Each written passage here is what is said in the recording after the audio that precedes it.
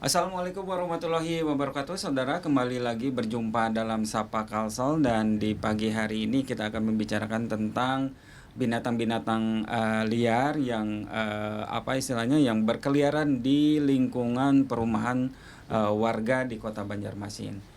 Dan di studio kami sudah hadir Ketua Tim Animal Rescue Banjarmasin, Pak Anang Dwi Jatmiko. Assalamualaikum Pak Anang. Waalaikumsalam warahmatullahi wabarakatuh. Sehat ya Pak ya? Alhamdulillah sehat. Oke, Pak Anang, kalau kemarin kan baru ini ya nangkap kera katanya seperti itu yang liar di perumahan warga. Itu seperti apa sih ceritanya, kayak gimana gitu? Iya, jadi betul yang disampaikan tadi bahwa tim kami, tim Animal Rescue Kota Banjarmasin itu mendapat laporan terkait adanya monyet ekor panjang yang meresahkan warga di daerah Mantuil.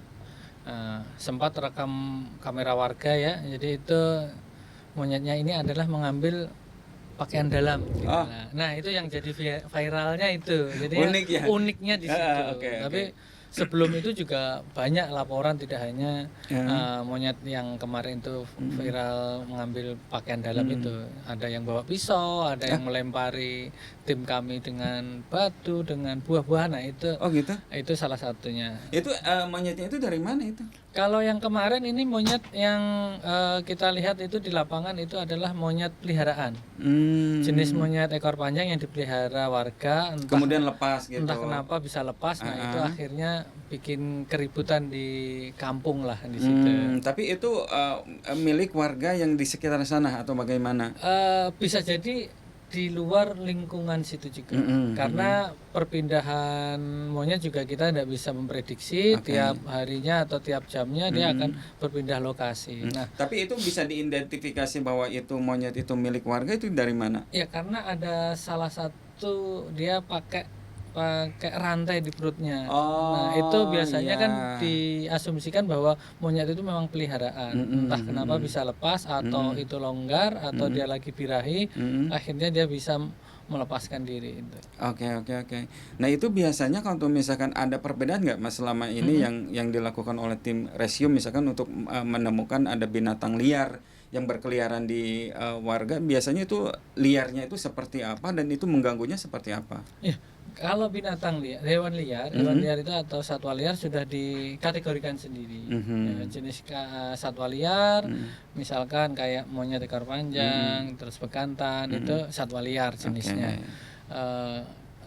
Hewan reptil misalkan, termasuk hewan itu satwa liar juga, misalkan ular, biawak itu termasuk juga masuk kategori satwa liar. Kalau rumahan atau peliharaan, misalkan ada ayam, ada kucing, itu kan tidak mengganggu lah ya, itu ada kucing, ada anjing. Nah, anjing kan kadang juga ada yang peliharaan, ada yang lepas liar. Nah, itu kan karena berkeliaran tanpa pemilik, ya itu dianggap sebagai anjing liar.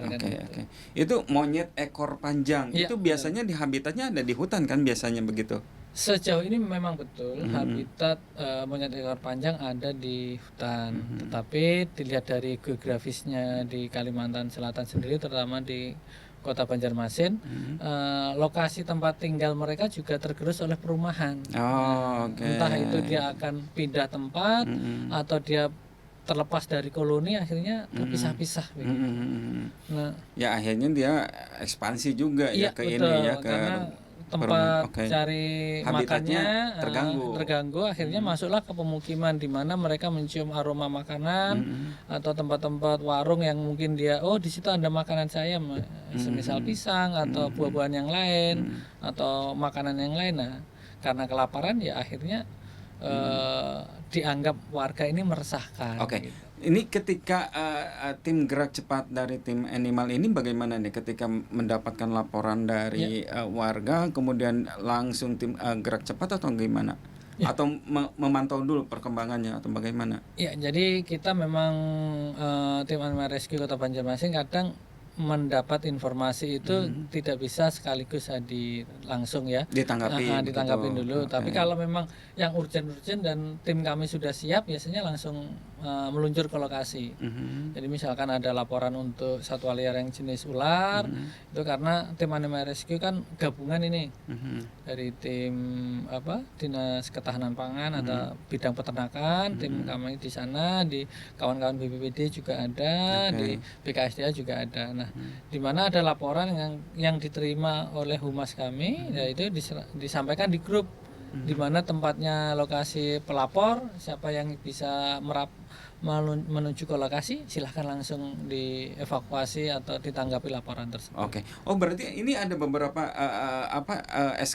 ada beberapa SKPD yang tergabung. Oke, seperti jadi tergabung. Nah, dalam naungan kita namakan Animal Rescue. Nah, memang kawan-kawan kan ada yang dari BPD itu untuk menolong ketika ada bencana atau ada kebakaran, ada bencana alam. Nah, itu.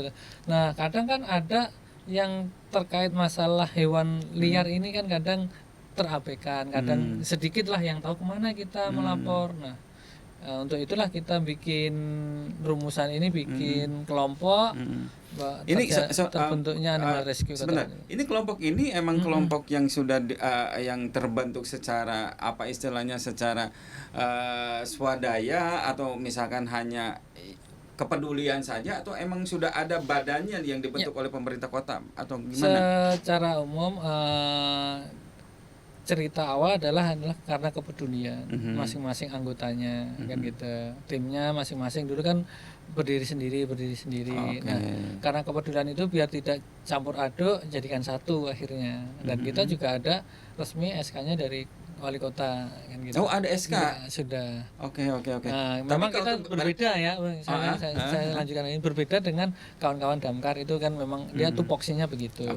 Cuman kalau kita rescue ketika ada laporan membantu. Nah, kalau tupoksi dari damkar kan sudah jelas. Ya, nah, kalau memang kawan-kawan damkar masih repot atau belum ada bisa menuju ke lokasi, kita kalau memang ada laporannya ke kita ya kita tangani gitu. Oke, berarti kelompok ini atau organisasi ini boleh dikatakan resmi karena ada SK dari wali kota begitu. Betul. Oke, untuk sekarang jumlahnya berapa orang? Kita tahan dulu, Mas. Ya. Kita akan kembali saudara setelah jeda iklan berikut ini.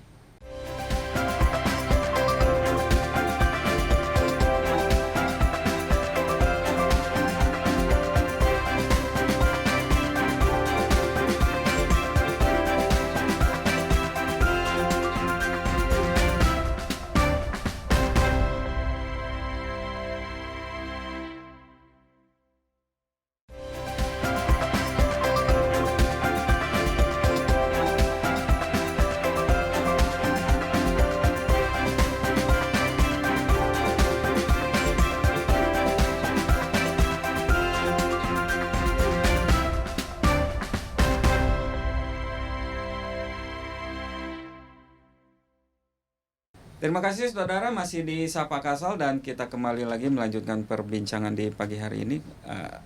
Ini boleh dikatakan ini kan organisasi resmi begitu, seperti itu. Berapa jumlah anggota yang sampai sekarang ini tergabung gitu?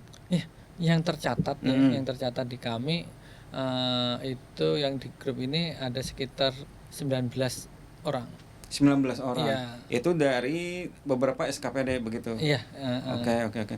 Kalau Mas Anang sendiri berangkat dari mana nih? Dari Dinas Ketahanan Pangan. Dari Dinas Ketahanan Pangan. Iya, jadi di bidang peternakan dan kesehatan hewan. Oke. Jadi tidak jauh lah kan gitu. Iya. Berhubungan dengan hewan-hewan itu kan oke. Itu gimana antara membedakan atau membagi waktu ketika tugas di dinasnya sendiri, di rumahnya sendiri, dan ini ada tugas di rumah keduanya, boleh dikatakan demikian. Itu gimana tuh membaginya tuh? Ya karena kita saya sampaikan tadi ada grup. Nah, di dalam situ kan ada informasi-informasi yang disampaikan. Nah, tim kan tidak hanya saya, makanya kan ada tim yang lain, ada anggota tim di mana yang bisa 18 orangnya. Siapa yang bisa berangkat menuju ke lokasi ya silahkan, minimal 2 orang kan gitu. Oke. Nah, itu kalau misalkan untuk hal misalkan perlengkapan pengamanan timnya, kemudian juga untuk ya tidak bisa dipungkiri kan. Betul. Kalau misalkan ada pergerakan itu otomatis membutuhkan budget kayak begitu ya, seperti itu. Itu bagaimana itunya? Kalau untuk anggaran kita kosong ya gitu. Oh, jadi? Iya, jadi kita kepedulian gitu. Oh, oke, Jadi oke, oke. Itu berarti atas inisiatif dari sesama anggota iya, saja. jadi memang kita ada ya salah satulah ya termasuk saya lah untuk memberikan sedikit donatur atau apa Oke. untuk kegiatan misalkan atau apa. Nah, itu kita kasih sponsor gitu. Nah, jadi biar kawan-kawan tetap semangat untuk menjalankan tugasnya di rumah kedua tadi ya. Jadi ya itu akhirnya kawan-kawan tetap solid lah. Oke, oke, oke. Ya berarti kan inisiatif dari semua orang ya seperti itu ya. Ketika misalkan ini jadi jiwa kepedulian terhadap lingkungannya itu juga terpacu ya begitu seperti itu. Pernah nggak ada masyarakat yang mengatakan ini siapa gitu kayak gitu? Karena kita sejauh ini belum ada ya. Karena kita kalau ke lokasi ke lapangan kita sarankan atau kita usahakan adalah pakai kaos atau identitas kita. Oh, ada identitasnya gitu. Kayak misalkan ini baju ya, gitu ya, Animal Rescue Banjarmasin. Jadi identitasnya ada. Jadi ketika masyarakat melapor kita datang sudah nggak bertanya-tanya lagi. Oh, ada timnya sudah. Oh, gitu. Dan masyarakat juga nggak bertanya-tanya kalau misalkan ini organisasi apa dan sebagainya. Yang penting kan bisa selamat ya kayak gitu. Terus yang kedua adalah ketika kita sudah pakai identitas kita dan masyarakat juga akan lebih tenang. Oh, memang sudah tempatnya mereka lapor dan yang datang ini memang sudah kapasitasnya dia untuk melakukan mengevakuasi ini, tidak hanya bisa-bisaan gitu. Jadi banyak kan masyarakat ini aku bisa saya bisa sekalinya asal-asalan. Nah, itu kan khawatirnya nanti malah dipandang orang atau dipandang pemerhati hewan, jadi salah nanti. Jadi mengurangi hal itu, jadi kita menggunakan identitas kita kalau ke lapangan, jadi biar tidak ada keraguan dari masyarakat. Gitu. Ada ini nggak, ada pelatihan khusus nggak untuk tim dari tim Animal Rescue ini? Iya, jadi kita sudah pernah ikut mendatangkan juga atau ikut melakukan pelatihan penanganan atau mengevakuasi jenis-jenis satwa liar kan gitu, termasuk ular berbisa, ular yang tidak berbisa, reptil-reptil lain. Nah, kalau untuk hewan satwa liar yang lainnya kan secara umum adalah bagaimana cara menghandle mereka agar tidak menyerang ke kita. Nah, kita lengkapi dengan perlengkapan yang cukup lah setidaknya. Oke, berarti terlatih dong semua timnya. Iya, betul. Terlatih. Oke, misalkan nih, misalkan kemarin pada saat nangkap monyet ekor panjang itu, apa yang dibawa untuk perlengkapannya? Jadi kita lengkapi dengan senjata bius.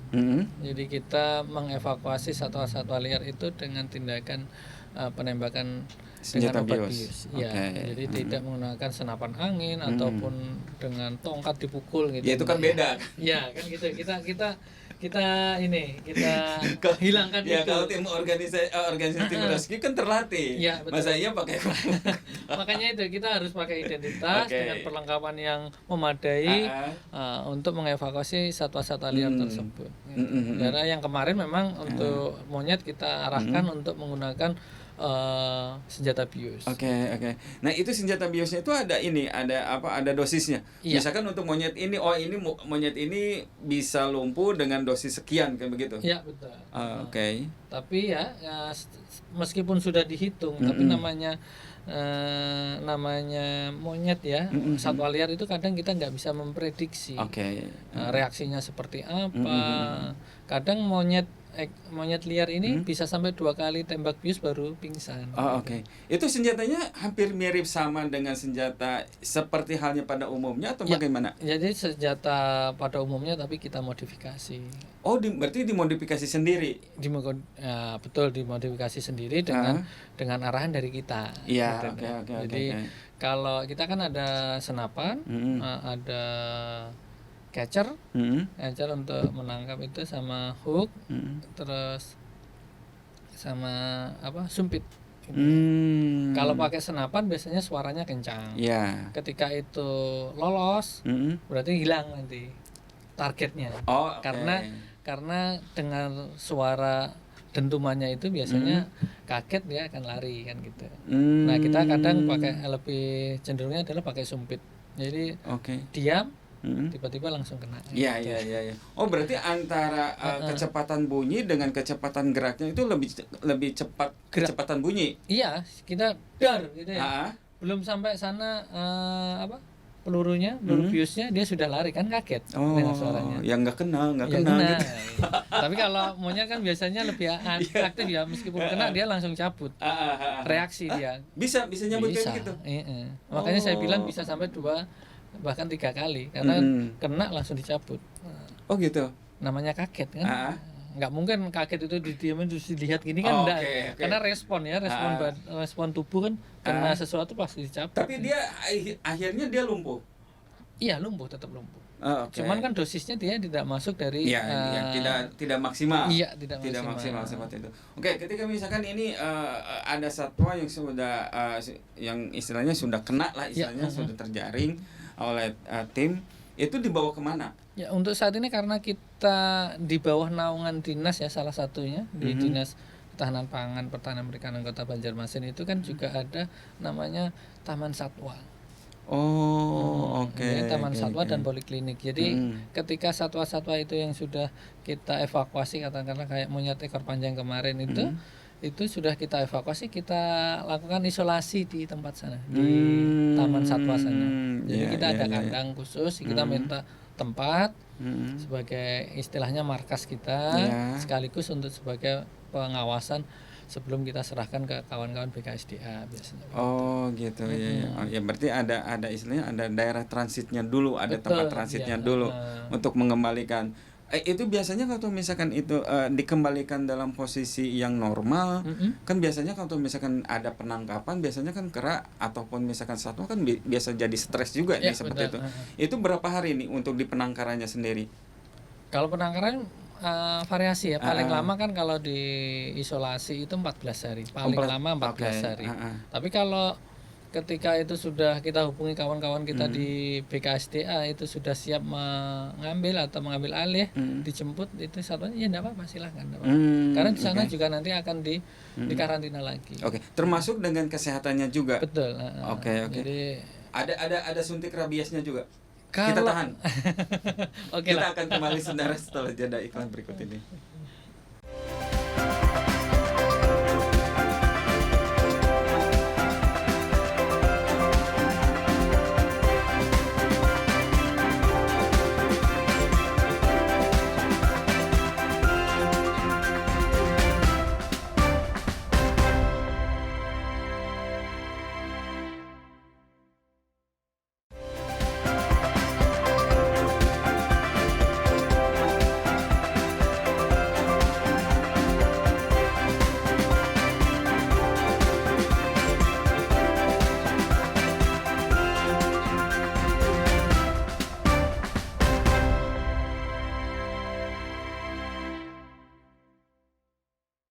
Baik saudara, masih di Sapa Kalsel dan kita kembali lagi melanjutkan perbincangan di pagi hari ini.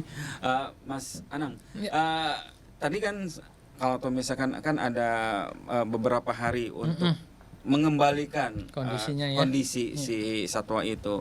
Kemudian berkaitan dengan kesehatannya, ketika misalkan teridentifikasi bahwa ya yang namanya juga liar, misal seperti itu kan ada penyakit bawaan yang misalkan yang sekarang ini kan rabies lah, taruh bisa dikatakan demikian. Itu gimana itu untuk penanganannya? Jadi secara umum kita memang lakukan pemantauan terus ya. Basically kita juga ada dokter hewannya. Termasuk saya juga.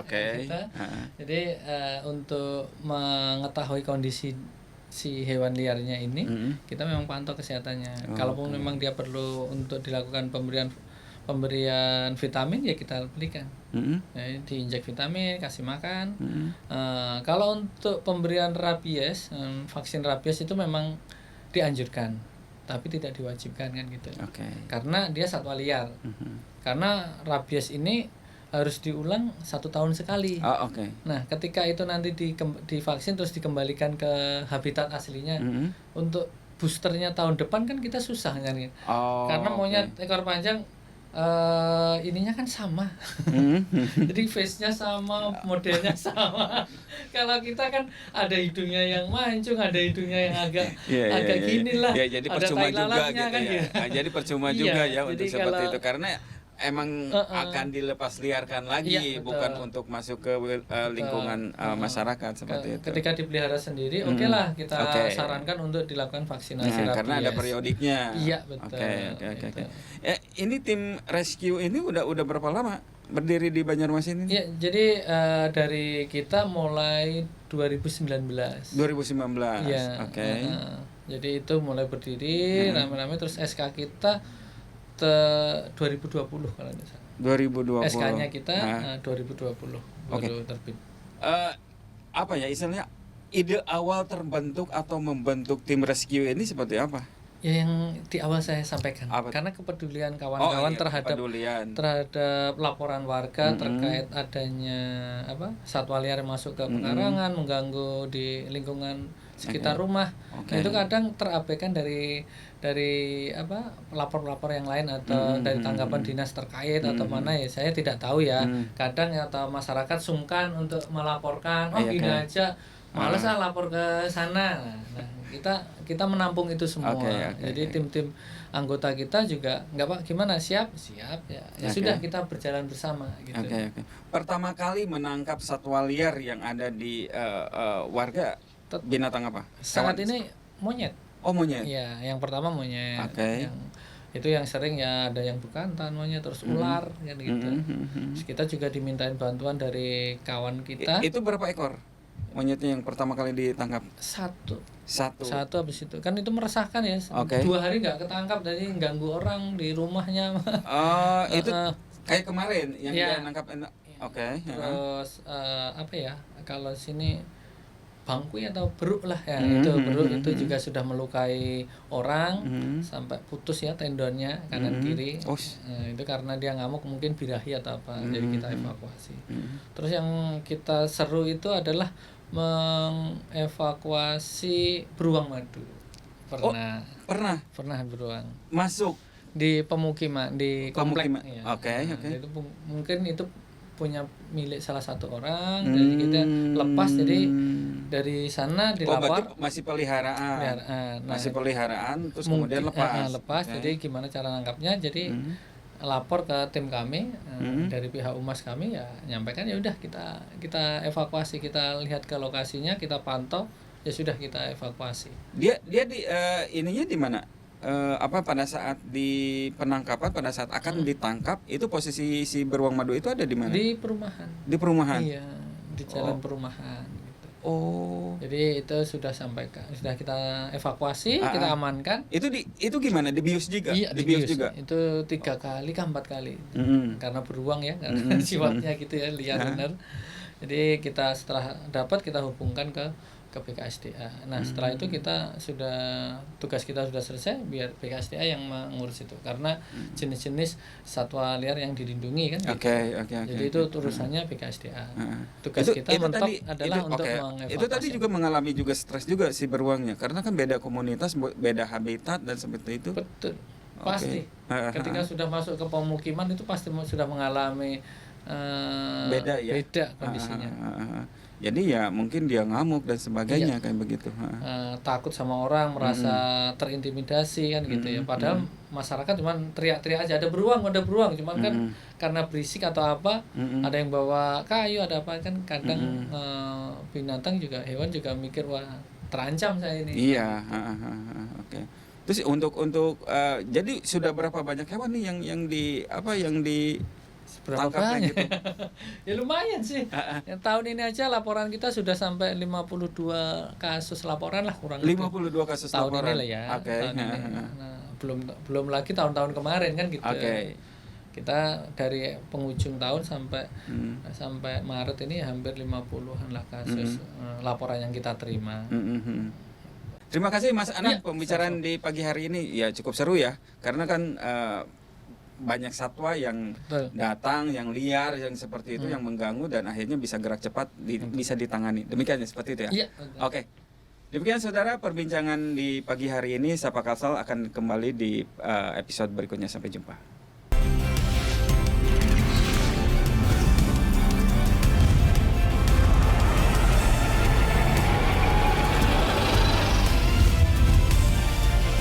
Kompas TV, independen, terpercaya.